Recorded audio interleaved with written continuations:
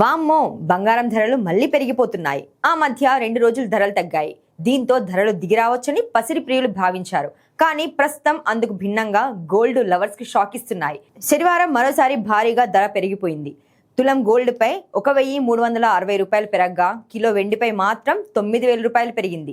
Bullion market లో ఈ రోజు 24 క్యారెట్ల 10 గ్రాముల ధరపై 1,360 రూపాయలు పెరిగి 1,29,820 రూపాయల దగ్గర ట్రేడ్ అవుతుంది. ఇక 22 క్యారెట్ల 10 గ్రాముల ధరపై 1,250 రూపాయలు పెరిగి 1,19,000 రూపాయల దగ్గర అమ్ముడవుతుంది.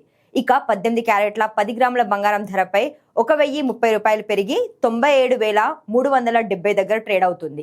ఇక వెండి ధర భారీ షాక్ ఇచ్చింది. 2 లక్షలకు చేరువ దిశగా దూసుకుపోతుంది. కిలో వెండిపై ఏకంగా 9,000 రూపాయలు పెరిగింది. దీంతో బులియన్ మార్కెట్ లో కిలో వెండి ధర 1,85,000 రూపాయల దగ్గర అమ్ముడవుతోంది.